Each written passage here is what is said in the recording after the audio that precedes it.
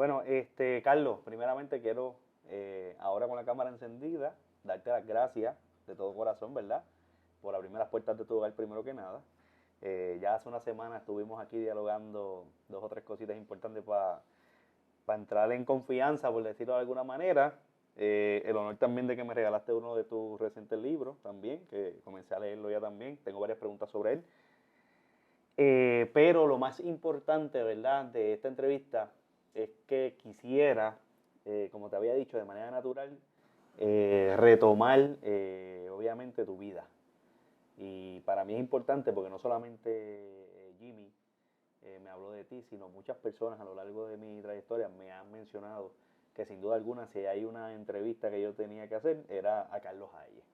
Y yo siempre empiezo mis entrevistas con una pregunta que siempre digo que es sencilla, pero puede ser un poco complicado porque es en base a nosotros mismos.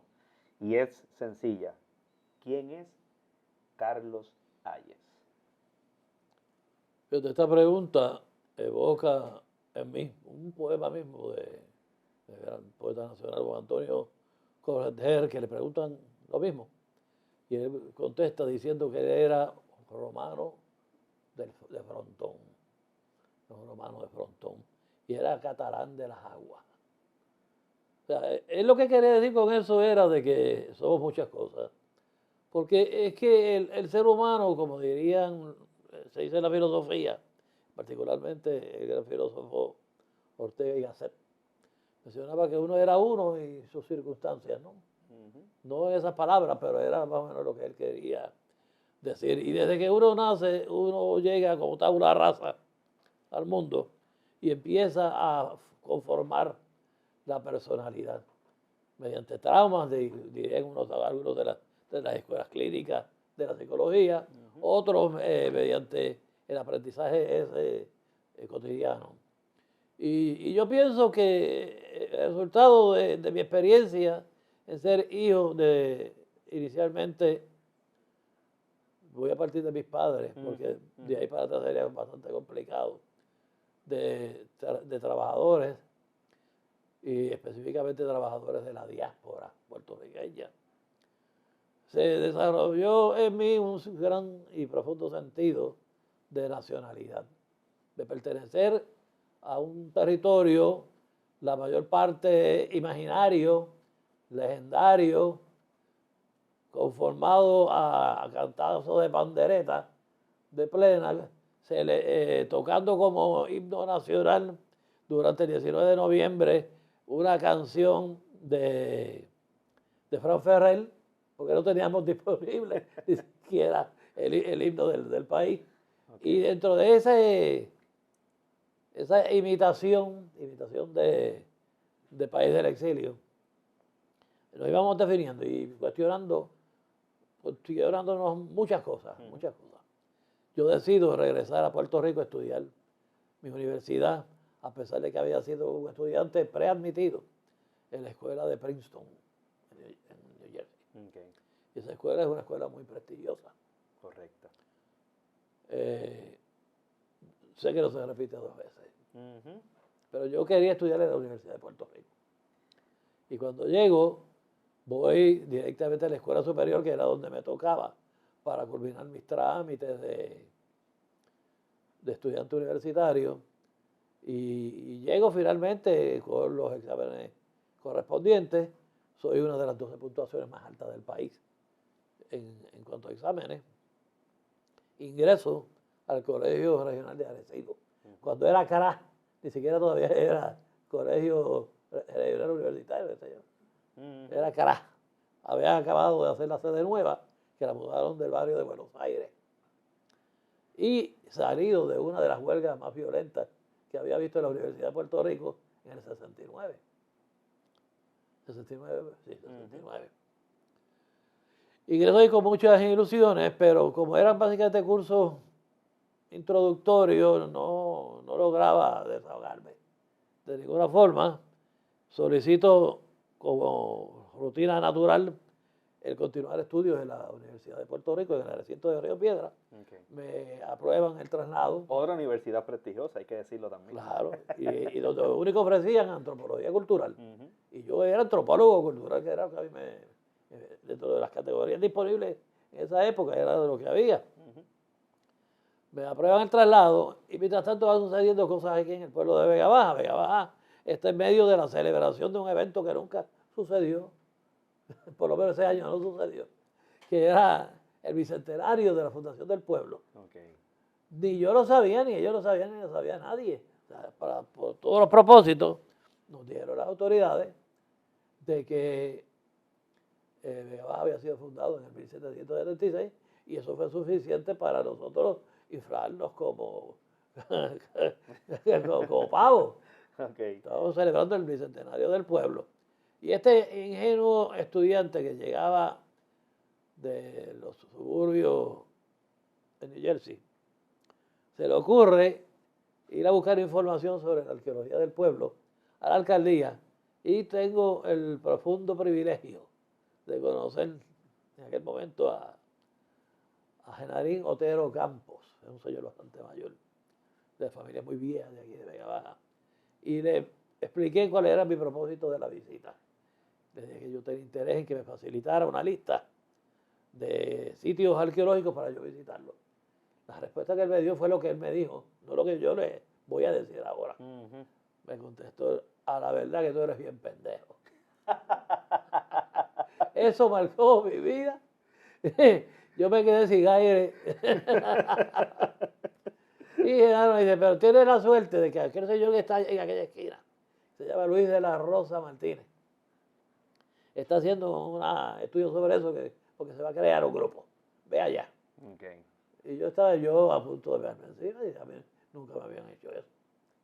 Y fui allí con el jabo entre las patas, donde él me presenté a esperar la segunda, el segundo desengaño en este momento. Okay.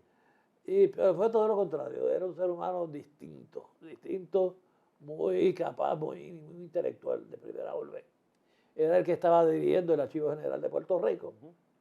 Y en efecto me dice que estaban en la de organizar una comisión de arqueología como parte de la Junta Bicentenaria de Vega Baja y que estaban buscando personas de la comunidad que le pudiese interesar unirse a esa comisión.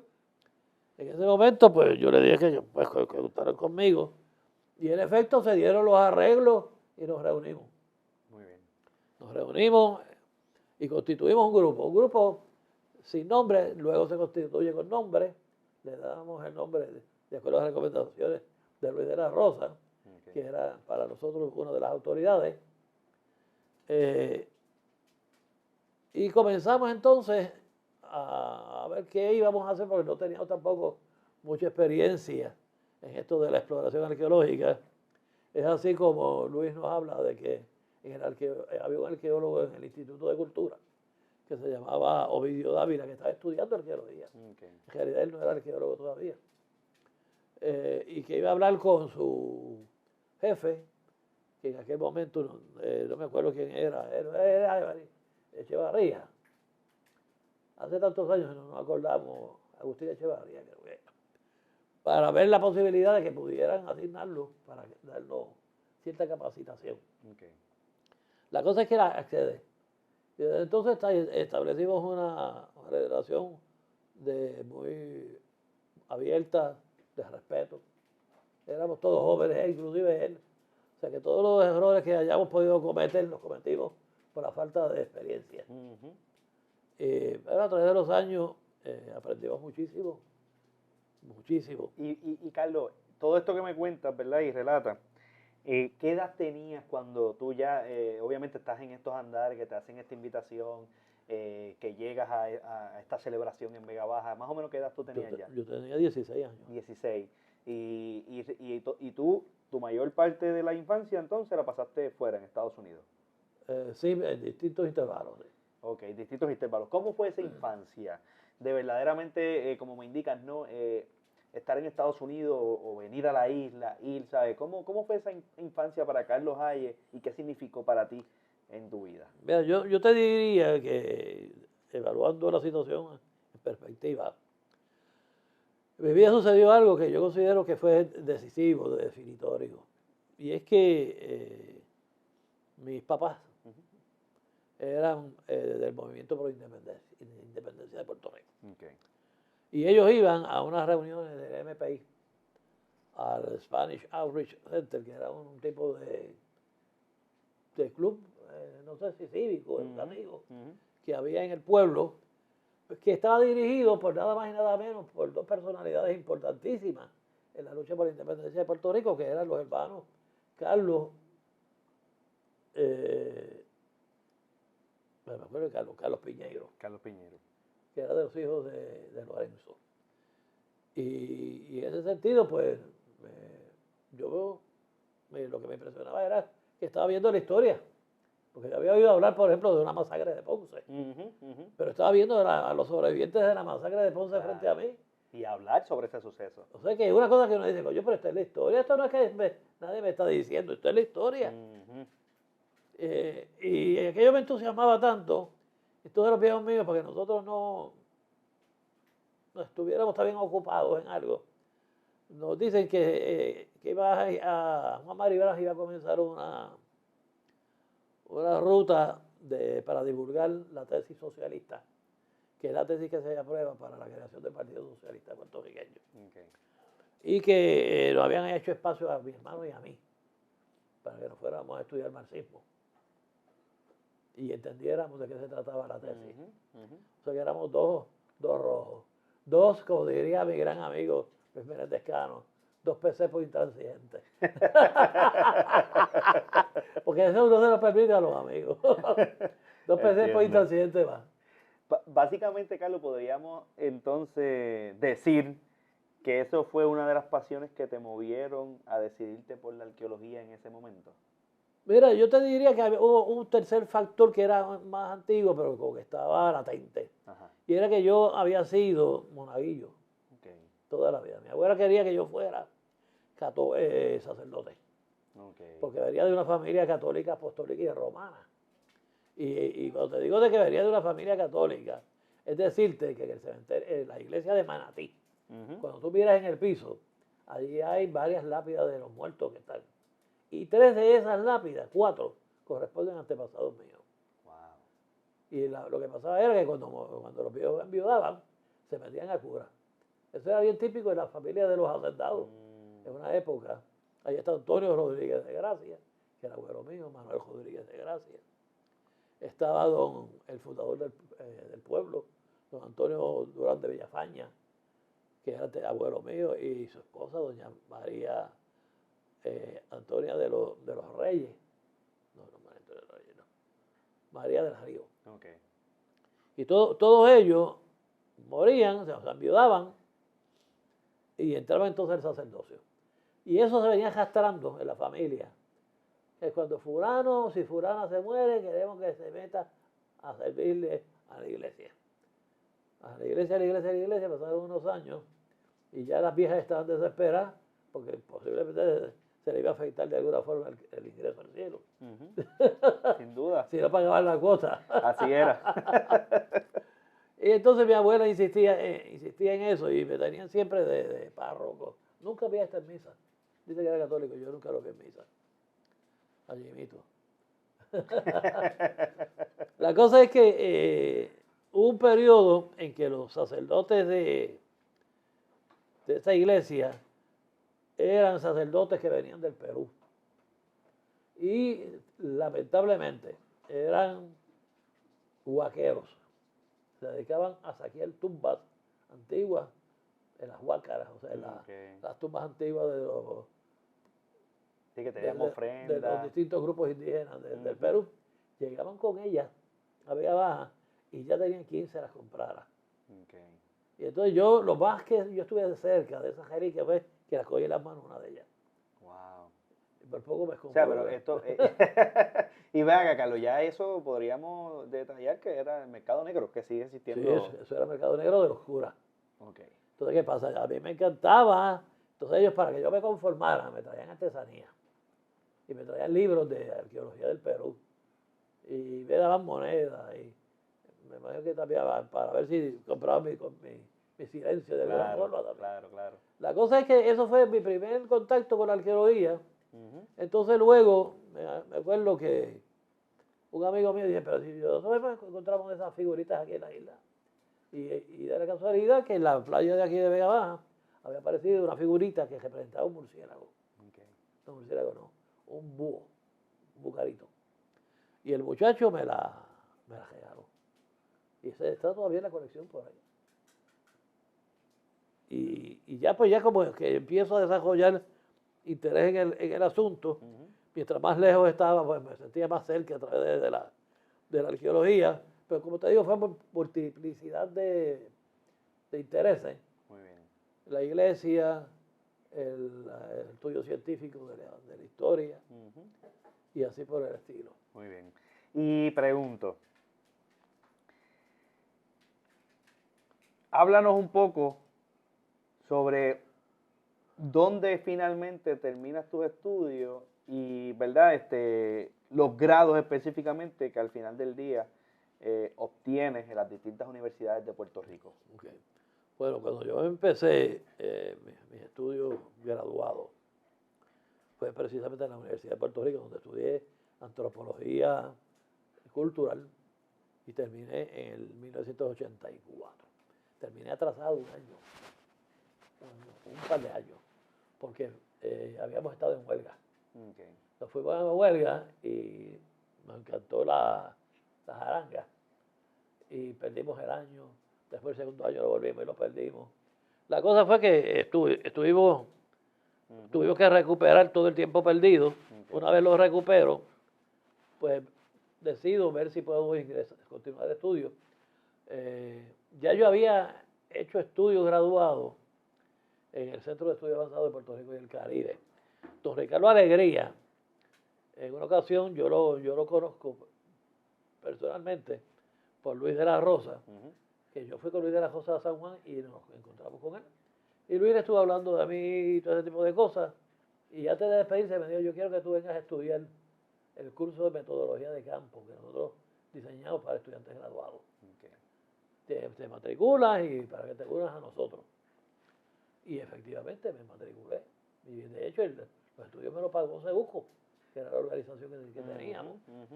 Y terminé mis estudios en metodología de campo en el 76. O sea, mucho tiempo antes. Sí. El mismo año que empezó Osvaldo García Goico, que murió en estos días. Okay. Y que empezó también Ignacio Corazagasti, que murió también en estos días. Por eso me asusté, ahora me toca. No digamos eso ni bromeando. Mencionas Sebuco y esa pero precisamente... no te terminé el recuento. Ah, ok. La cosa es que de ahí empiezo estudios graduados, me admiten. Empieza una situación muy particular y es que tengo problemas de tipo político y me arrestan y tengo que ir a estar preso y a enfrentar un proceso judicial, el que llamaban de los macheteros en los Estados Unidos. Y eso fue en el 85. Okay. Pero ese proceso duró 4 años. Wow. Fueron 4 años de mi vida que yo estuve enfrascado en eso, con la ayuda de 20,000 personas, entre ellos Jimmy, que se fajó en ese proceso.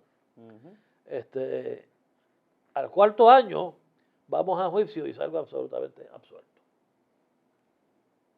De todos los delitos de todas que te las imputaban. Acusaciones. Salgo de ahí, uno sale, como dicen los muchachos, me fui y no me dolió, me dice y no me dolió. Fue duro. Claro que fue duro porque la vida de uno desarticulada completa. Te cogí aquí y no vuelves más. Hasta que me dé la gana a mí de soltarte. Y se dieron una serie de experiencias, por ejemplo, el confinamiento original donde había tortura. Nosotros estábamos oyendo de los procesos de tortura de prisioneros en Guantánamo. Era la época en que te recogían a cualquier árabe que hueliera a movimientos revolucionarios del Islam y te lo metían preso. Había pasado el 11 no, el 11 fue después. Okay. Pero eso fue antes, eso fue la guerra contra el terrorismo. Creo que le llamaban así. La cosa es que nosotros nos metían en calabozos individuales y no nos dejaban dormir. A la hora nos prendían la luz. Póngase de pie, arregle la cama. Fulano de tal, ¿está aquí? Sí, estoy aquí. Apagaba, se acostaba uno a la hora. Fulano de tal, póngase de pie. Eso es tortura psicológica. Y ese tipo y que tiene que ver con sonido y tiene que ver con luz. Por eso es, una vez tú dejas eso grabado en la mente del prisionero, tú lo atacas a sí mismo sin abrir la boca. Claro. Eso yo se lo comentaba a la gente porque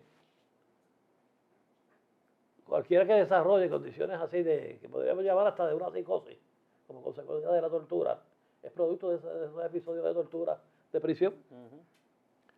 Bueno, de todas maneras, salí de ahí, disfruté mucho de la solidaridad de la diáspora boricua, un pueblo increíble. Y unido y solidario. Y nos vimos allá con muchos vegabajeños. La victoria la celebraron, tengo en la misma nota, en Hartford, Connecticut, fue donde saliste absuelto ya de todo. Sí, fue en Hartford.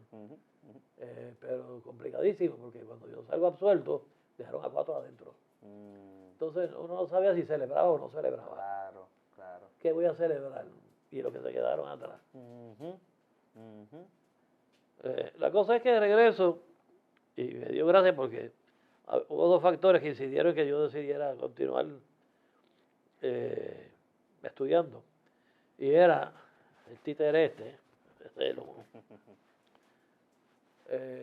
fueron dos incidentes. Uno, un anuncio de televisión que estaba pasando, que le preguntaba a un nene a otro nene.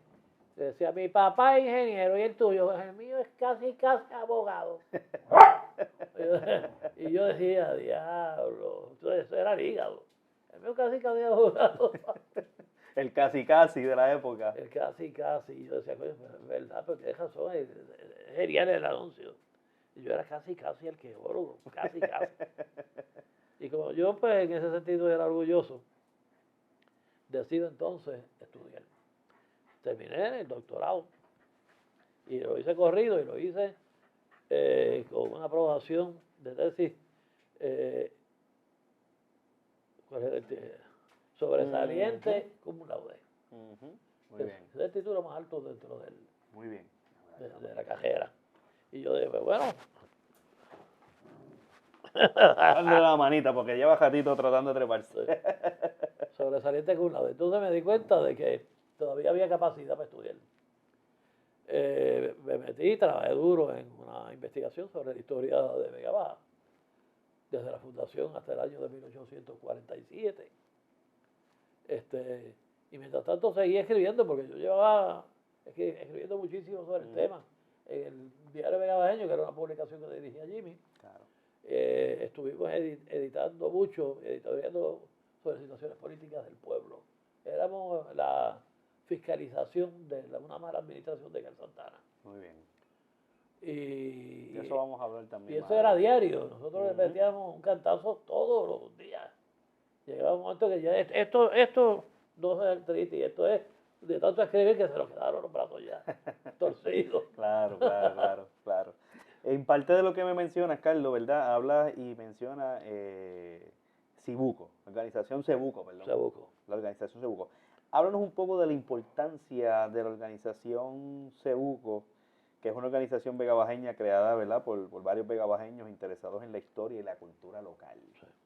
Bueno, la asociación Cebuco es sumamente importante, porque se da el fenómeno en la misma época en que se está dando un fenómeno parecido en el resto del Caribe, que es el surgimiento de las organizaciones no gubernamentales.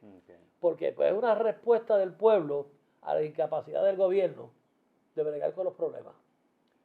Entonces, en Vega Baja, que es un pueblo pequeño, que se han manejado recursos, yo no creo, por ejemplo, que mantener un museo bueno cueste más que lo que cuestan las benditas fiestas patronales o los festivales de la playa. Que para tener números en estas que pasaron, fueron más de $120,000 que costaron. $120,000 tenía una programación de un año completo.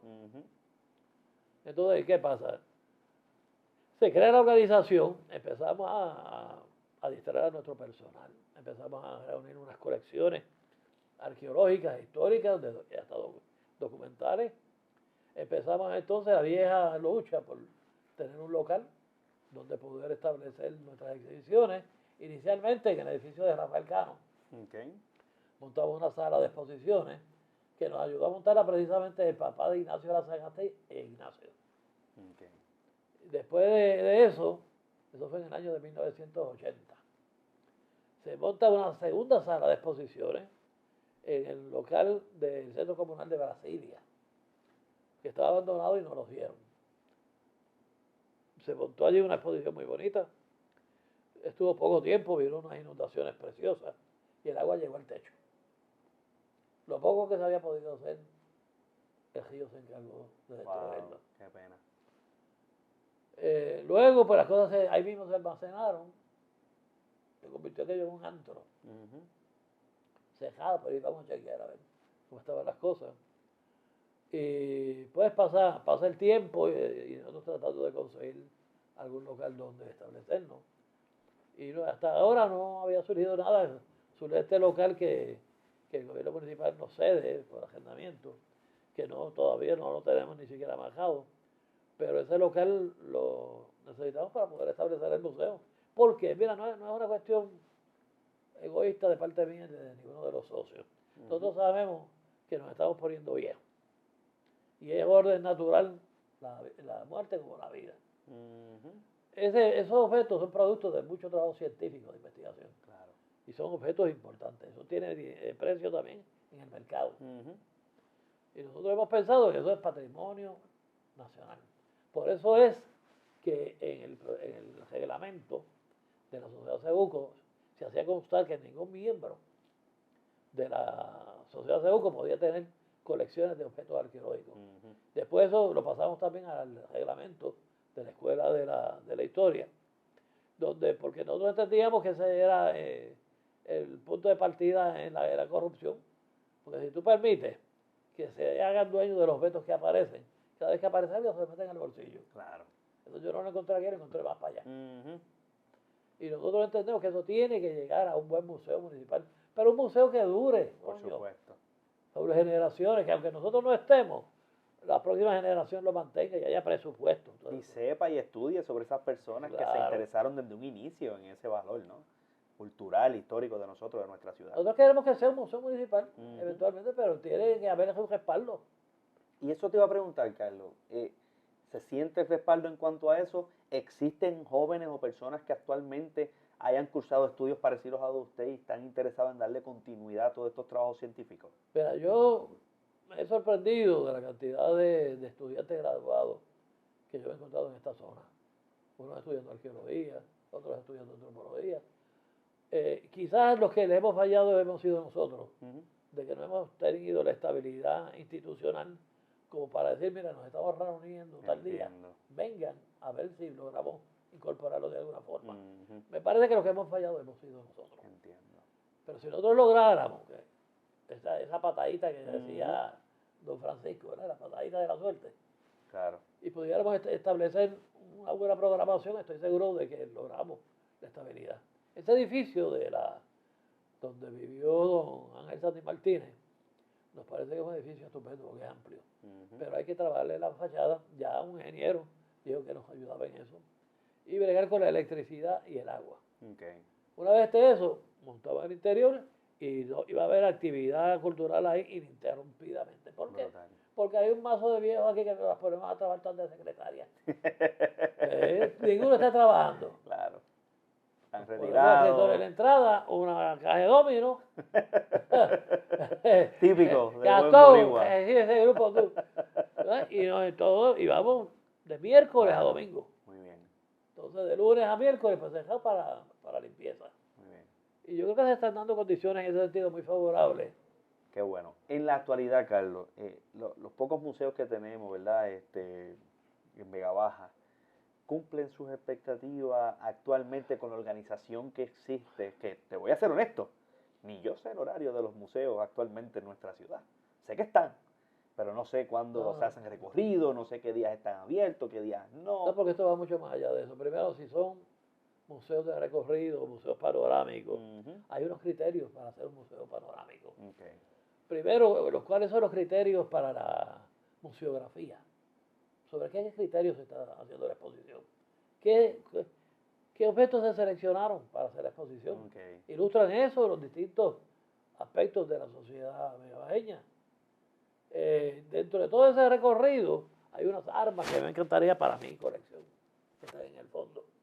Pero si tú me vas a incluir armas en un sitio donde se le hace homenaje a un veterano, trata de contextualizarlo en otro formato. Entiendo. No estoy en contra, estoy de acuerdo que se le haga homenaje al soldado. Pero está como muy amontonado. Entonces, lo otro es a un artista local que se llama Marlene. ¿Tú no sabes cuál es, Jimmy? La artista que tienen allí los discos de ella. Es una nena que en un concurso de estos de música. Buena ella. Creo que trabaja de agente de la DEA. Pero yo no creo que un museo municipal sea para dedicar una exposición tan grande como aquella a este tipo de artistas. Vega Baja tiene, por ejemplo, un trío vegabajeño. Un Ángel Tisol. ¿Ah? Claro. Y tú te pones a ver la cantidad de músicos históricos que tiene. Sí. Pues hazme una panorámica. Por supuesto. Una panorámica que diga, mire, la música de Vega Baja empezó por aquí y terminó por acá. Y continúa por aquí con nuestros exponentes actuales, que uno de ellos es famoso a nivel mundial y se ha quedado con todo el planeta Tierra, por decirlo, ¿no? Que es de aquí vegabajeño también. Benito, sí. Que es Benito. Y Pedro Brul con todo y Evo Joy. Correcto. Sí, tela hay para cortar, tela hay para cortar ahí, tela hay para cortar. La cosa es que yo entiendo que no cumple desde el punto de vista museográfico. A nivel museológico deja mucho que desear. Me hubiera gustado ver los guiones, claro. nunca pude verlos. Y Carlos, ¿a qué usted entiende por qué usted entiende que pasan estas cosas? ¿Es falta precisamente de un personal experto en estos temas que verdaderamente pueda cumplir con todo lo que me estás mencionando? Yo creo que sí, que son dos cosas. Primero, falta de personal especializado. Y segundo, tienes el personal especializado, que no existe una política pública municipal. Correcto. Porque yo creo que este tipo de cosas tienen que estar a nivel de política pública. Donde diga esta administración se compromete con tal cosa y a tales propósitos estamos destinando el punto raya, yo no sé qué, del presupuesto municipal para sostener la labor investigativa, científica, etcétera. Muy bien. Te menciono eso porque muchos países acostumbran destinar 1% del presupuesto nacional a los museos de cada municipio. Y yo pienso que en un país como este que se hace alarde de tanto dinero, si de 27 billones de dólares se destinan 100.000 al año, 100.000, se mantiene un museo muy bueno en el pueblo. Sobre todo cuando la propiedad, el edificio, es de orden público, cuando tú tienes trabajadores que no tienes que contratar. Y yo creo, y no solamente eso, que los museos tienen que ser museos vivos. Claro. Entonces es el museo que le dice a la gente, mira, nosotros estamos aquí como parte de este proceso. Venga, vaya a su museo, vamos a tener una actividad relacionada con esto, pero tenemos tales comitivas para investigar diversos aspectos de la historia. Puede aportar ideas, lo que usted quiera. Brutal. Carlos, tú me mencionas todo esto y mi mente se va. Estoy aquí y estoy en 1000 lugares más al mismo tiempo. Porque tienes mucha razón en lo que mencionas y nosotros acá hemos estado siempre pensando, cuando digo esto, ¿verdad? En la importancia de esto. Por lo menos a mí personalmente me importa mucho la historia de nuestra ciudad. Y precisamente creo que Vega Baja es uno de los lugares o uno de los pueblos con mayor atractivo turístico que tenemos aquí en nuestra ciudad. Sin embargo, a pesar de esto, no se ve así. La realidad es que ningún extranjero llega a Puerto Rico y dice, no me puedo ir sin ir a Vega Baja. No sé si me explico lo que te quiero dar a entender. No tenemos, como bien tú mencionas en un momento dado, quizás esa política pública, ¿no? ¿Por qué crees que al día de hoy Vega Baja quizás no es una de las capitales del turismo actual en Puerto Rico? Por incapacidad y por mentalidad de mezquina, que creen en lo que se llama el dirigismo cultural. Es cuando en el gobierno tú tienes individuos que si tú no lo haces como yo quiero, no te apoyo. Entiendo. Eso se llama dirigismo cultural. Ujú. Y esa mezquindad se da en el municipio de Vega Baja, donde no importa lo bueno que sea la idea que tú lleves, como no fuiste del centro del Joyo, eso no sirve. Entiendo. E inclusive hay gente del centro del Joyo que llevan ideas, no se atreven a tocar un letrero de la pared, porque el alcalde lo suprime. Ujú.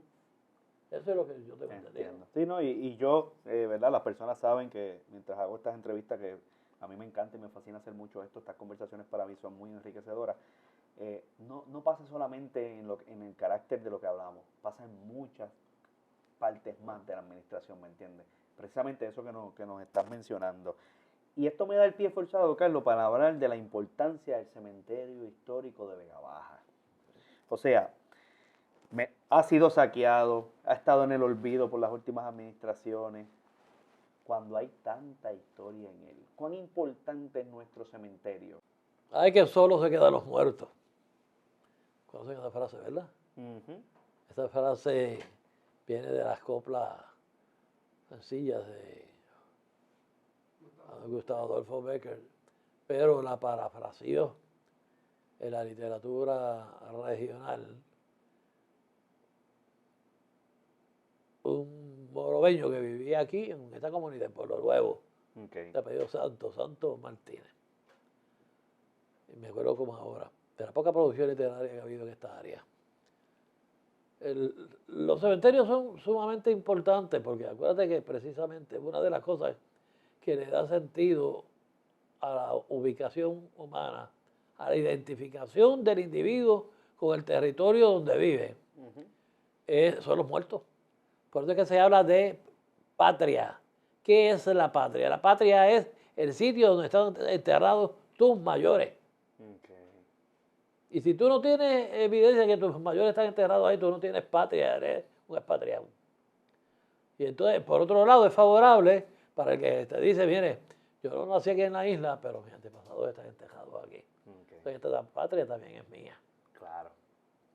Y en el siglo XVIII, cuya fundación de Vega Baja coincide con el periodo de la Ilustración, en la época de los clásicos, de la revolución de clásicos, de la ciencia, de la tecnología, de la gran revolución industrial.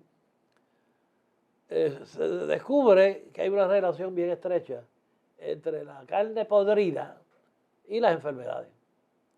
Y se dan cuenta los eruditos de la época que el problema era que los teníamos, los pudrideros de carne, los teníamos en el centro de adoración de los pueblos, que eran las iglesias. Entonces trabajaban los pueblos y lo que había era la peste a muerto desde la plaza del mercado. Y ahí es que entonces se reúnen, pero eso gracias a las reformas introducidas mediante la Constitución gaditana en España, luego de la invasión francesa a España, y con el nombramiento de Juan Alejo de Arismendi, que se da cuenta que hay la isla, de que eso había que darle coto final. Y pasan unas instrucciones, unas órdenes, de que había que sacar todos los cementerios del centro de los pueblos.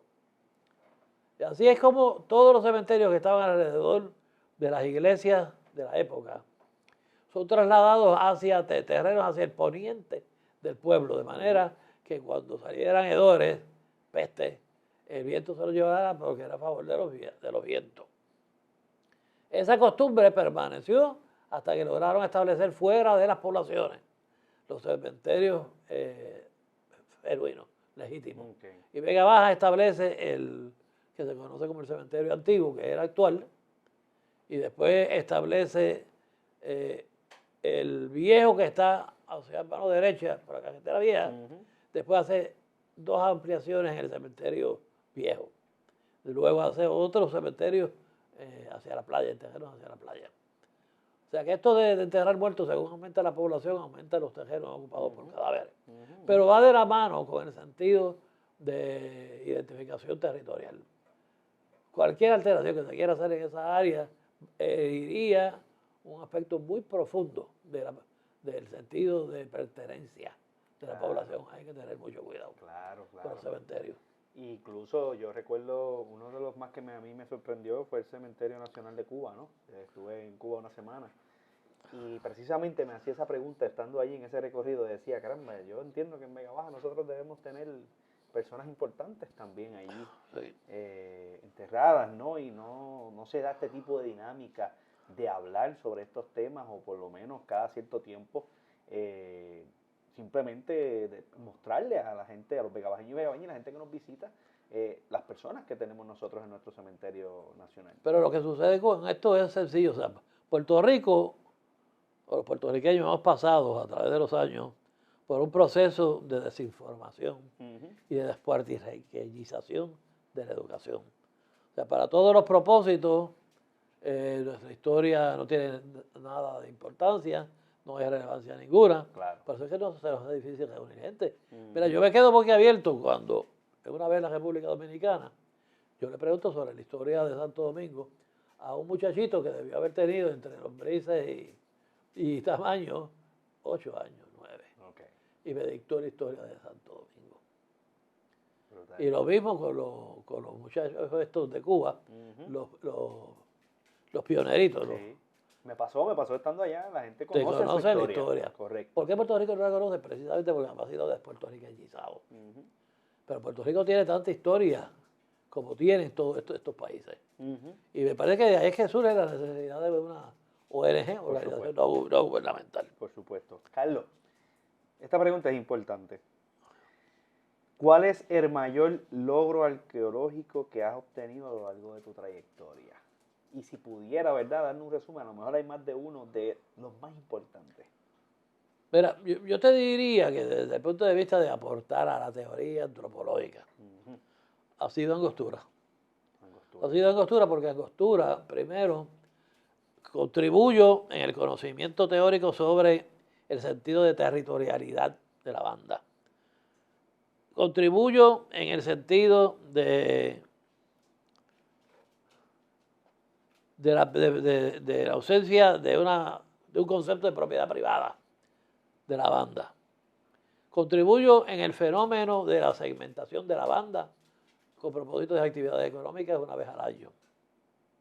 Contribuyo en la medida en que logro identificar las industrias de sílex, la partición de industrias de sílex, mezclado a las industrias de chinos de río. Y eso es evidencia del surgimiento de la agricultura. Son varias cosas que te podría ir enlistando desde el punto de vista técnico.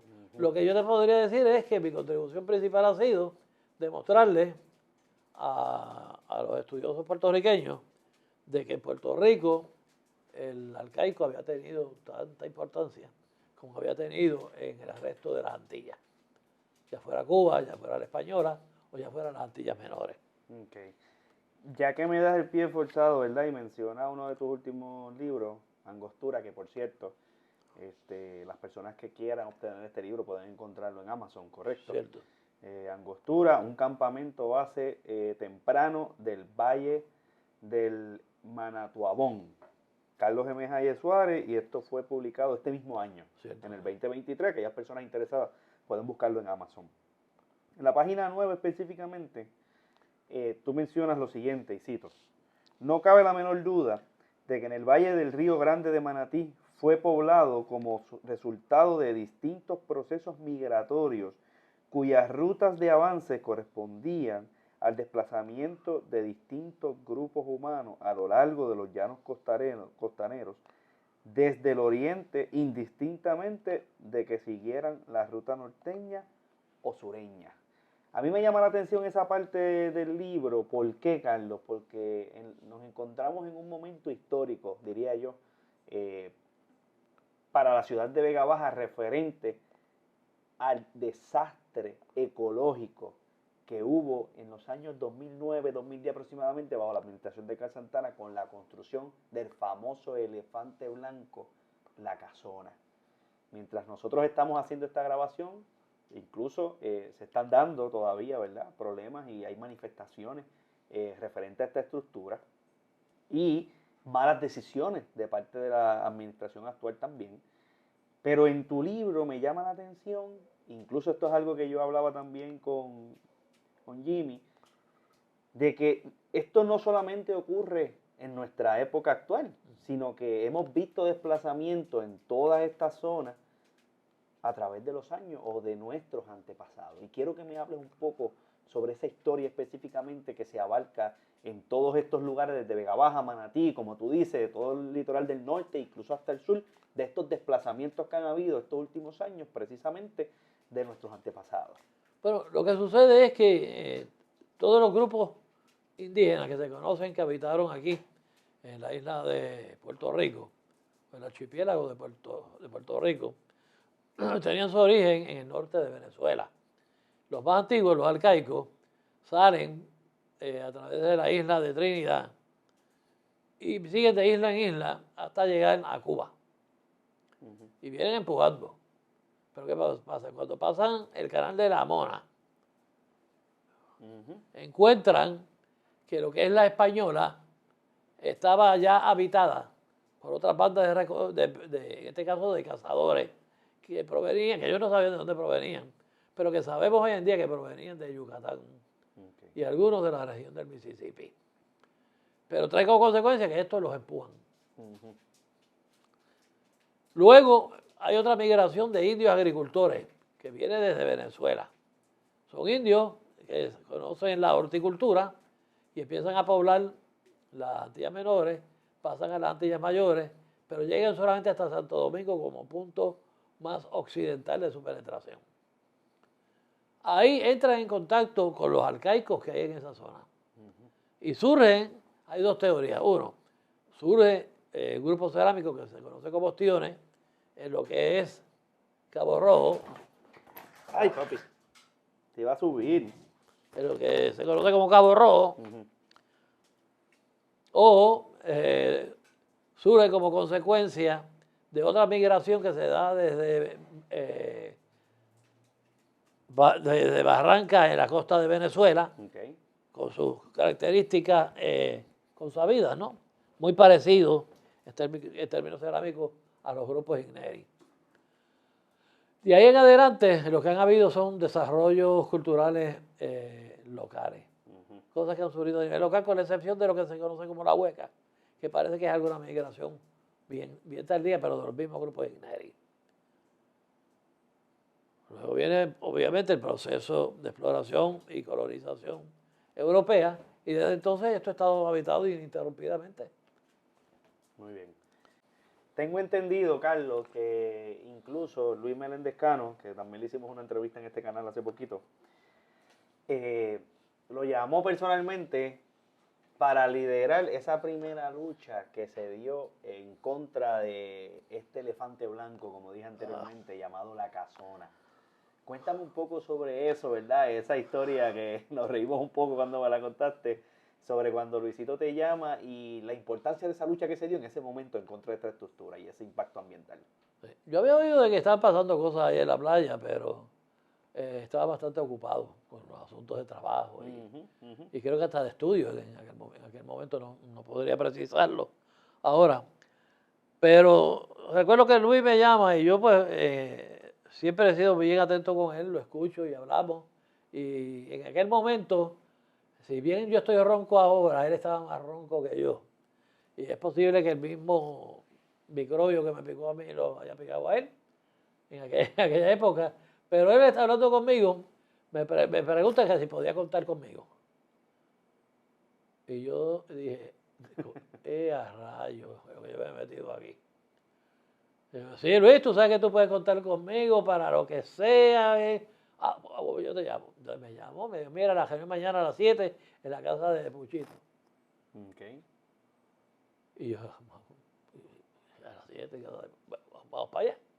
Y de momento descubro que estaba al frente de un frente de defensa de la playa en contra de la privatización.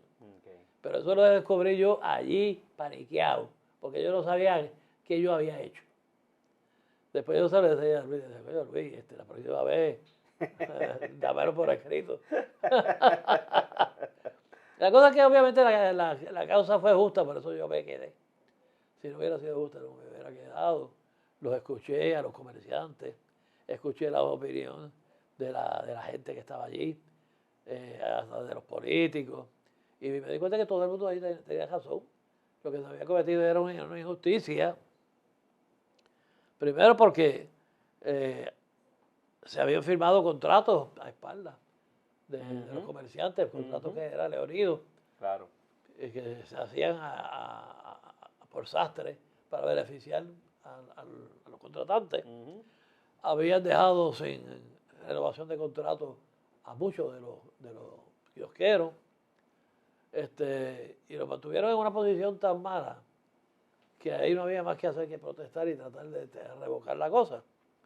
Nosotros empezamos nuestra labor de denuncia de lo que considerábamos que era una arbitrariedad de parte de la administración municipal, y en efecto logramos movilizar la opinión pública. Nosotros llegó un momento que teníamos allí unos miles de personas en la manifestación de la playa. Y logramos foros, logramos a nivel de la legislatura, que estos dos legisladores, a ver si me acuerdo, es que los apellidos de los legisladores, los dos legisladores del área, en aquella época, aprobaron ciertas resoluciones respaldando la iniciativa nuestra, y planificamos entonces un encuentro musical en saludo al trabajo que se estaba haciendo, y se fijó fecha, conseguimos suficientes espectáculos gratis, nadie nos cobró un centavo en oposición a lo de la destrucción de la playa.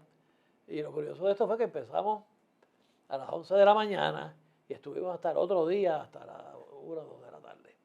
Imagínate la cantidad de artistas que había. Wow. Era un maratón. Sí, fue un maratón y completamente gratis. Brutal. La cosa es que nos amenazaron muchísimo con la policía, nos empujó la policía, nos quiso sacar la policía. Puchito, que era un verdugo bregando con la policía, pues...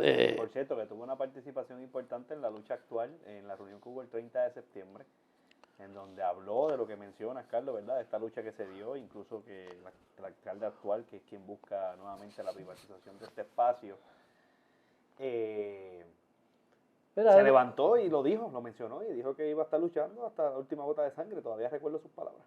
Pues estará esperando la menstruación. Porque el asunto es lo siguiente. Cuando nosotros desarrollamos aquella campaña, él no nos respaldó. Marcos Cruz no nos respaldó. Se mantenía en la periferia, pero no quiso comprometerse con nosotros de ninguna forma. Entiendo. Gana las elecciones, trataba de convencerlo de que eso había que retomarlo, no lo retomó.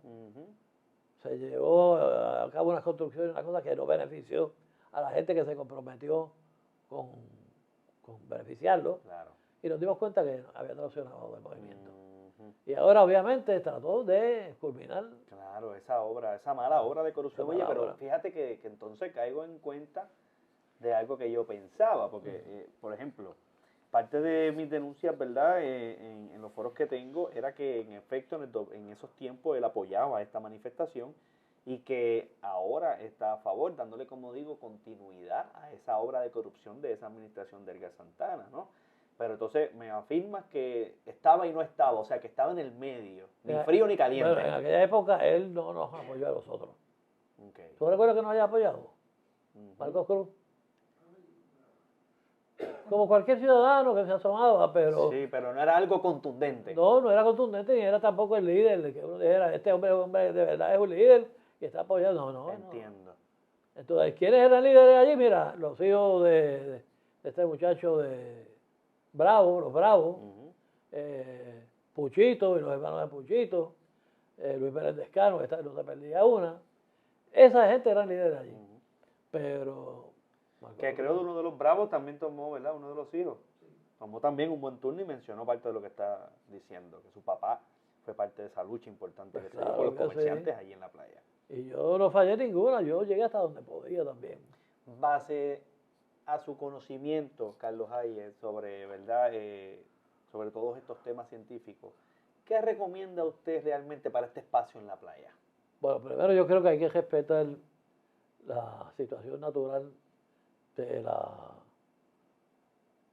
de que eso ahí corresponde a la zona marítima o terrestre. Se sabe porque esos estudios se hicieron. Inclusive la misma naturaleza se trató de recordarlo cuando las últimas marejadas se metieron por dentro de la casa. 2008, exactamente. Esa casa no puede construirse ahí, esa casa está mal construida, en violación a la ley. Y yo no veo cuál es el empeño de privatizar nada. Yo creo que eliminar eso de ahí, hacer un buen arreglo de estacionamiento para los ciudadanos. Yo estoy dispuesto a renunciar a mi vuelta. Pero lo importante es que no se construya nada. Claro. Las playas son playas. Así mismo es. Hablando sobre la importancia, ¿verdad?, de toda esta zona de Puerto Nuevo, quería preguntarte también, Carlos, sobre la importancia del sistema de cuevas que nosotros tenemos en Carmelita. Esto es importante, porque muchos vegabajeños y vegabajeñas no conocen de este sistema de cueva y la importancia del mismo. Y me gustaría que me hablaras un poco sobre esta zona. En Puerto Rico existen 3 sistemas de cavernas intersticiales, que significa que fueron hechas bajo el mar por las corrientes marítimas. Una son las cuevas de la Carmelita, que es la principal, otras son las cuevas de Guánica y las otras son las cuevas de Marismilla en Vega Alta. Las cuevas de la Carmelita son impresionantes por la cantidad, por la extensión, por el tipo de formación de rocas de gotera que tiene y por la cantidad de vida originaria que conserva, tanto vegetativa como de animales. De hecho, ayer me dieron la noticia de que habían descubierto una especie nueva de coquí en Carmelita que no la conocían. Wow. Es un coquí me dieron el nombre, porque es científico. Creo que es de género de los lentus. ¿A qué se refiere el científico con eso? Yo también soy lentus. La cosa es que apareció esa nueva especie, identificaron 9 especímenes. Okay. No, mentira, 19 especímenes. Y ahora pues se abre otra ventana muy interesante, que es Fish and Wildlife. Porque se supone que ahora la ley federal protege la presencia de especies en peligro de extinción. Okay. Y en la medida que ese animalito está ahí y podría extinguirse por el mal uso, yo creo que el gobierno federal va a tener que conservar el área. Que tomar cartas en este asunto ahí, sí. Carmelita. Okay. ¿Y a qué se debe la razón principal de que estas cuevas hoy tampoco sean parte de nuestro atractivo turístico? Lo mismo, la falta de una política pública, y lo otro es el temor político a que la gente se moleste por si se afectan de alguna forma mediante las expropiaciones, y el dirigismo político. Si no lo puedo dirigir, no lo apoyo. Entiendo. Y sin embargo están negándose la oportunidad de tener uno de los complejos de cavernas intersticiales más importantes de la isla. De acuerdo con usted. Muy de acuerdo con eso. Carlos, precisamente en el libro de las fiestas patronales del año pasado, no de este que corre, estamos en el 2023, del 2022, publicaste la fecha de fundación de Vega Baja. Okay. Y dice el título: error que parte de la respuesta a un cuestionario de 1824 por Carlos M. Ayes Suárez. Y el escrito está bien interesante. Aquellas personas que quizás todavía conserven el libro, ¿verdad?, si es que lo conservan, de las fiestas patronales del 2022, pueden entrar en detalle y leer todo lo que mencionas aquí, pero me gustaría que me dieran un resumen precisamente de la importancia de esta fecha de fundación. Okay. Mira, tradicionalmente se ha establecido que fue el año de 1776, el año en que se fundó el pueblo de Vega Baja. Sin embargo, mediante investigaciones históricas encontramos un acta, una real orden del rey Carlos III de España, que autoriza la fundación del pueblo de la Vega Baja y pone una cruz y dice: yo, el rey. O sea, la pregunta es, ¿por qué el rey tiene que estar fundando el pueblo de Vega Baja 3 años después, si estaba supuestamente fundado? Ajá. Ahí es que entonces yo no creo que comienza la pregunta. Esa es la gran incógnita. El pueblo no estaba fundado. Se ve el rey en la necesidad de fundarlo, precisamente ante los reclamos de la ciudadanía. Pero sin embargo hay un problema. Y es que la mayoría de los pueblos que se fundan entre ese periodo hasta principios de la era del siglo XIX, se perdieron la mayoría de la documentación de los archivos. Okay. estaba pasando algo a nivel administrativo, que mucha documentación se perdió. Y entonces, cuando se ven en la necesidad de hacer un inventario a nivel de toda la colonia para tratar de establecer qué documentos existían y qué información había. Por eso Tomás de Córdoba, Pedro Tomás de Córdoba, que era secretario del capitán general, comienza un interrogatorio a todos los alcaldes de la isla, a todos los tenientes de guerra, preguntándoles que cuándo fundaron el pueblo y si había documentos que lo evidenciaran. Cuando tocó el caso de Vega Baja, le toca a don Antonio Dávila, que era teniente de guerra de Vega Baja y era uno de las familias más viejas de aquí. Y dice, yo no sé, eso fue hace como 40 años. Eso fue hace como 40 años, quiere decir que se quedó para el resto de la historia. O sea que así lo firmaron. Hace 40 dijo don Dávila, pan, sí. Firmado. Entonces, desde entonces empezaron a decir que esto se fundó hace 40 años. Okay. Y como quien entonces lo da a conocer es el doctor Cayetano Colitoste, que era uno de los grandes historiadores de Puerto Rico. Okay. Nadie se atrevió a cuestionárselo. Eso lo dio don Cayetano Colitoste. Okay. Pero está la evidencia. Sí, que ese es el problema también, que lo dice don Dávila, pero lo afirma entonces alguien con prestigio y obviamente... Entonces Vega Baja se funda 3 años después. Yo lo que concluyo es que obviamente hace falta mirar los documentos de otra forma. También hace falta entender un poco de antropología, entender, por ejemplo, que las tradiciones son tradiciones. Se fundó 3 años después, se celebra 3 años antes, pero a mí me parece que no importa la fecha en que se celebre, se celebra. Te entiendo. Y entonces pues explicarle a la gente que esto es parte de una tradición que comenzó por mejor 3 años antes, pero que la historia es bien clara. Claro. Y está ahí la documentación. Y está ahí la documentación. Que es lo importante. Tengo dentro de mis notas también que escribes literatura. Sí. Carlos, háblame un poco, ¿verdad?, sobre esa literatura ya escrita por Carlos Hayes. Yo soy cuentista. O sea, okay. Como yo digo, mira, un cuento cualquiera. Yo estudié literatura, unos cursos de literatura de cuentos cortos de Brasil, o portugués, y quedé fascinado por los cuentos cortos portugueses, específicamente de Brasil.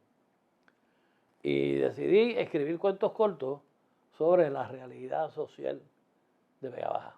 Mis cuentos cortos lo que reflejan son episodios de la vida cotidiana, pero sobre todo de la vida al margen de la ley, la vida del lumpen proletariado del pueblo. No de la burguesía, no los curas. Si aparecen en el escenario, aparecen como parte de la vida principal, que es la vida del lumpen.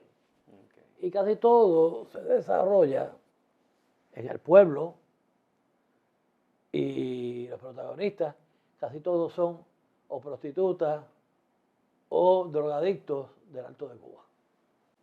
Ok, bueno, cuando yo empiezo a darme cuenta de las posibilidades, digamos, cuentísticas que tenía, como parte de mi experiencia académica, me fascinaron los cuentos cortos de Brasil. Y decidí un día escribir algo que yo en mis visitas a la curva, a la vuelta del Pendejo, okay, que era un pasaje interior de la playa de Vega Baja, que los jóvenes íbamos en carro allí a dar una vuelta y dar cerveza y todo lo que fuera posible, oír música, lo que fuera. Claro, para aquellas personas que no sepan lo que es la vuelta del Pendejo, pues todo el mundo sabe la carreterita que le daba la vuelta al balneario, que estaban todos los negocitos y le daba vida a toda esa zona de Puerto Nuevo, sin duda alguna. Pues ahí fue que yo conocí al gran Ángel Díaz, Peco, que se me acerca un día y me dice, brother, tú te has puesto a pensar en lo asqueroso que tú debes ser si te abres la barriga. Entonces, esa es parte de la historia de Vega. Bueno, la cosa es que ahí se daba toda una anécdota, era el Festival de la Uva Azul. Estaba el negocio de Fernández de León, estaba toda esa dinámica de lleno la playa, porque iban a pescar y cuando venían de pescar, pues picaban el pez azul y lo vendían. Yo era uno de los que compraba siempre. Sí. Pero eso podía coger muchas horas, desde 1 hora hasta 2 días. Claro. La cosa es que después paso el día, esa noche me pongo a soñar y me sueño, que yo estaba en la playa y cuando paso hacia el carro, miro y veo que la aleta del tiburón se mueve. ¿Sabes cuál era la aleta del tiburón, verdad? Ujú. Se mueve y yo dije, anda para el carro, se movió. Y daba la casualidad que yo había estado leyendo la novela El viejo y el mar de Ernest Hemingway. Y lo menciono también porque yo viendo, esto estaba en el cuento ya. Y yo decido pararme porque aquí como que me enfusco y yo no, yo tengo que ver eso. ¿Y dónde están Freudán y esta gente para decirle lo que vi? De noche ellos salieron tempranito para pescar, para allá, para la área. Pues yo estoy hablando en serio, sí, para allá. De momento se ve todo el movimiento de un tiburón gigantesco. El tiburón gigantesco los mata a la mayoría. Deja crear uno vivo, no sé si fue a Freudán o si fue al otro a Tato Josa. Ujú. Son personajes reales dentro de la comedia. Y que estaban en la administración de Carl Santana para ese Y tiempo. estaban- Hay una Ok, situación. ok. La cosa es que a todo esto, cuando vienen, los rescatan, y ellos dicen, ya, tiburón salió ahí y no sabemos de dónde salió, nos atacó, mató a fulano, a sultano, yo sobreviví porque me trepé en la peña. Cuando todo el mundo mira para allá, la peña estaba en el sitio. Y era que se había convertido en tiburón y los mató. Y un poco el cuento de lo que dice, pero me alegro, diciéndoselo uno a los Ajá. otros. Me alegro, de todas maneras ellos se han comido a la playa que se los coma el tiburón a ellos. Carlos, yo creo que es importante hacer esa publicación sin duda alguna y me das el pie forzado para preguntarte también sobre tu próxima publicación oficial, que es un libro que Historia de Vega me Baja. mencionabas que era de la historia de Vega Baja. ¿Qué podemos encontrar en ese libro una vez sea publicado? Y pregunto si es una de las obras quizá más importantes que vas a estar dándole, pues obviamente a nosotros los que nos gusta la lectura. Bueno, yo te diría que es la culminación de mis investigaciones históricas.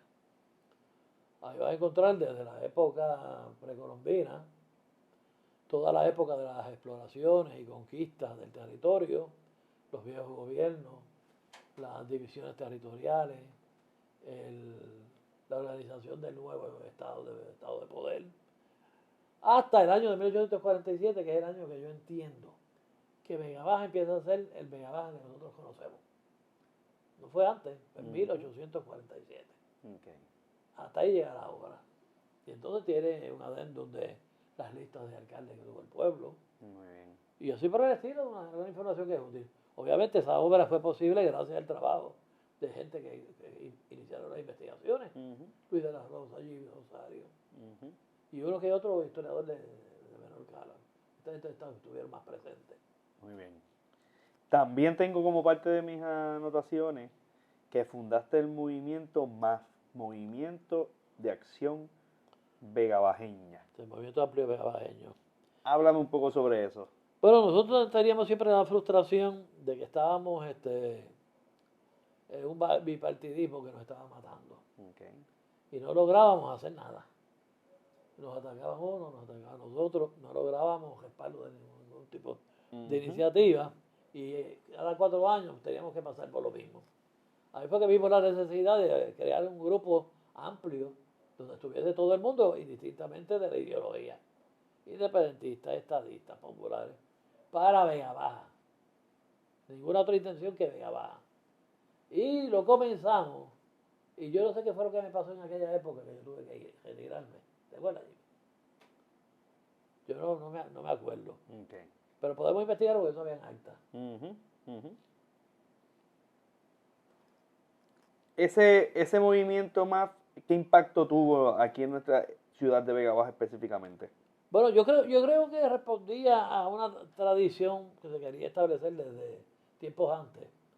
Por algunas personas que eran miembros del PIB, pero que no estaban contentos con la política partidista del PIB. Ellos creían que tenía que haber unidad con el resto del independentismo. Entiendo. Por eso es que cuando se crea el MAP, logramos apoyo de ciertos pipiolos Okay. de Vega Baja, cosa que no hubiera sucedido anterior a eso. Me parece que era correcto la orientación. Lo único que se da en un momento en que teníamos necesidad de reenfocar el asunto en otra dirección. Ujú. Y entonces, mira qué interesante que me hablas esto, ¿verdad? Porque lo que me habla son alianzas. Una alianza. Es una alianza, punto, de distintos sectores. Y precisamente mientras nosotros estamos haciendo esta entrevista, ¿verdad? Hay temas de alianza actualmente, precisamente con el Partido Independentista Puertorriqueño, que todavía está, Sí. y lo que es el Movimiento Victoria Ciudadana. En base a su experiencia, ¿verdad? Como militante también político, podríamos decir, del PIB, por ejemplo, fundador de este movimiento. No, yo creo que fue el Pipio. No, pues discúlpame. Anyway, pero te interesaban los temas políticos. Claro, porque Que es importante. Yo desde muchacho yo estuve cerca del Partido Socialista. Y me habías mencionado también que fuiste miembro del MUS en algún momento dado. Fui miembro del BUS pensando que iba a encontrar ahí la unidad. Correcto. Que Y, no. y por ahí va mi pregunta, precisamente, porque me das el pie forzado. El MAF, el MUS, distintas, podríamos llamar, iniciativas para hacer algún tipo de alianza con distintas personas que militan en el PIB o fuera del PIB, no importa qué. Todos estos esfuerzos unidos, ¿crees que con el tiempo, en efecto, terminamos en una alianza de país en la época o en la historia política en la que nos encontramos en Puerto Rico actualmente? O sea, déjame ver si puedo explicarte mejor. Esos movimientos que, por el MUS, el MAF y todos estos esfuerzos que se hicieron, podríamos decir, ¿verdad?, que tuvieron un impacto, pero no el que buscaban, que obviamente era derrocar completamente al bipartidismo. Entiéndase, a los partidos que han controlado por los últimos años nuestro país. ¿Pasará lo mismo con estas conversaciones que se están dando hoy? Va mi pregunta específica. ¿O ves esperanza en estas conversaciones que se están dando en nuestra historia moderna? Bueno, yo creo que en política es una cuestión de percepción. Uh-huh. Pienso que no deberíamos perder la esperanza, pero, por ejemplo, mi salida del MUS se dio de forma precipitada porque nosotros habíamos organizado un comité en Vega Baja y teníamos toda la directiva y yo era candidato también. Pero entonces surgió dentro del MUS unos individuos que se oponían a mi candidatura porque decían que yo había defendido los grandes intereses del gobierno. Okay. Y se referían específicamente a que yo había sido arqueólogo del gasoducto. Okay. Y en efecto yo fui arqueólogo del gasoducto, como fue obrero de construcción al que mezcló el cemento y tiró la zapata. O fue, yo no tenía que ver nada ni con el diseño ni con la ideología detrás de eso. Uh-huh. Y se opusieron en asamblea. Y después de que la asamblea ya había ratificado mi candidatura, Sí. presionaron bastante y me retiraron Okay. el nombramiento. Y me dio tanto coraje que abordo a mis amigos ahí, que eran Fontanet y Che Paralitisi, sobre lo que había sucedido. Y Che se limitó a decir que lo mío había sido un pequeño daño colateral de la guerra. Y a mí me ha dado un coraje, porque yo sé lo que es la guerra, pero me venga a decir que eso fue un daño colateral de la guerra. Uh-huh. Sobre todo cuando a él y a mí nos unían tantos años de lucha, y a Fontanet. Claro, claro. Y yo decidí entonces, yo, pues no, porque se quedó solito con su oveja. Me retiré y no voy a colaborar de ninguna forma. Uh-huh. Desde entonces he estado muy frustrado con lo que sucedió con el MUS y fueron específicamente, yo te sé decir quiénes eran las personas. Uh-huh. Tato Rivera, Santana, y yo sé que él está acá. Uh-huh. Y si él está ahí, yo no estoy. Uh-huh. Uh-huh. Y el otro fue pues Tato, uno de los de Arecibo, que es bien ojón, él, que está donde quiera, en todas las actividades está. Que uno de los hermanos era periodista de la FUPI. Okay. Y pues fue de tan mal gusto que yo decidí que sencillamente, mientras ellos estudiaran, yo no iba a estar. Okay. Todo está siempre sujeto a conversación, si es por el pueblo de Vega Baja. Claro, claro. No, y como mencionan, ¿no? La esperanza es lo último que se pierde en Sí, todos pero estos con ellos procesos. yo no quisiera trato. Yo Uh-huh. en Vega Baja podemos hacer muchas cosas, Uh-huh. Uh-huh. pero eso no. Muy bien. Carlos, retomando la importancia de la arqueología, ¿no? Que en base de lo que hemos estado hablando en esta entrevista, ¿cuán importante es, verdad, para nuestro país la conservación de todo lo que hemos mencionado aquí? Desde, por ejemplo, el inicio de hablar de los museos, de un sistema de cuevas, por ejemplo, que tenemos que hoy no miramos hacia allá. ¿Y cómo ves el futuro de la arqueología en nuestra ciudad de Vega Baja específicamente? Mira, yo creo que Vega Baja va a ser conocido como uno de los centros importantes de la arqueología en el mundo. Sobre todo por la cuestión del posible parque de las cavernas. Y no solamente eso, sino por los hallazgos que han habido, como por ejemplo los objetos del ritual de la Cojoba, que se descubrieron empugnados, y el hallazgo, por ejemplo, del primer sitio inédito de la zona, el sitio de Maisabel. Me parece que tenemos un sitial ya en la historia, que hay que pelearlo, sí, hay que pelearlo. Pero hay que aprovechar que va muriendo gente también, Claro. para lograr ese espacio, porque muchas de las personas que se mueren habían sido problemas en algún momento para que eso fuera posible. Okay. No Ignacio era pro los otros, pero este muchacho, Ortiz Aguilú, Ortiz no, de Osvaldo García Goico había sido obstáculo, sobre todo por el asunto de Maisabel, de Paso del Indio. Okay. Después te puedo ampliar la situación. Que eso era una de las preguntas que tenía también sobre el Paso del Indio. Yo todavía recuerdo un artículo que incluso yo publiqué en la página del Almirante, no lo tengo para leerlo, en donde hablan de obviamente ese encuentro que hubo en la construcción del expreso, ¿no? Sí. ¿Llegó a trabajar para obviamente en ese descubrimiento estar ahí presente? Mira, yo descubrí el sitio de Paso del Indio. Okay. Y entonces yo mandé a parar la obra. ¿Qué pasa? Yo era miembro del Consejo de Arqueología. Yo había sido nombrado representante del interés público, tanto por Pedro Rosselló como por Lucila María Calderón. Y creíamos que teníamos el poder para paralizar una obra de construcción. Nos desmintieron. Wow. No teníamos. Cuando vamos al tribunal, los jueces se nos dejaron encima. Wow. No lo teníamos. Entonces, pero como quiera, se entran en una serie de consideraciones. Entra Osvaldo García Goico, y él hace las excavaciones más costosas de la historia de este país, $5 millones. No sacó un informe. Con 5 millones y no dejó ni un informe. No sacó ni un informe.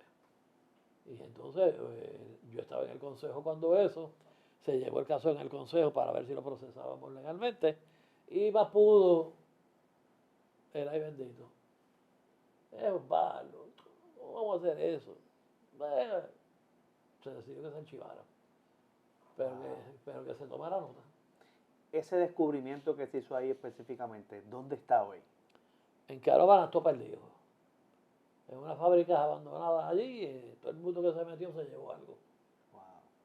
Es lo que tengo entendido. Y lo de la... ¿Cómo fue que me mencionaste? ¿El de la Cojoba? Ajá. Esos objetos están aquí. Están aquí, sí. Lo tienen... Sí, lo que ha estado bajo custodia. Porque yo vi un video que le hicieron también, que habían una réplica, que era la que mostraban. Que es lo que mostraban para que la gente no esté tocando las originales. Ok, muy bien. Pero eso está aquí. Muy bien. Carlos, y sé que tenemos que terminar por obligación, pero vamos a continuar esta entrevista más adelante sin duda alguna, número uno cuando termine de leer este libro y cuando también estemos cerca de esa publicación del libro de historia vegabajeña. Pero para mí es importante esta última pregunta. A mí me siguen muchos jóvenes y yo te mencioné cuando te conocí por primera vez que desde niño yo tenía el interés de ser antropólogo. Y nunca lo llegué a hacer, obviamente, pero esos jóvenes que nos están viendo hoy en estas cámaras, que sí tienen el interés de irse por los estudios de la antropología, tú como uno de los pioneros, ¿verdad? Y uno de los más importantes de nuestra ciudad de Vega Baja, ¿qué le tienes que decir a esos jóvenes? Que no renuncien a sus objetivos, que estudien y que sean los mejores. Que tomen en consideración que la arqueología y la antropología son ciencias históricas revisionables. O sea, que no importa lo que se haya dicho, se puede revisar. Y nadie dijo la última verdad. La verdad está por buscarla. Claro. Que es el propósito precisamente de la investigación histórica. Claro. Carlos, gracias. Gracias por este ratito. La verdad que sí.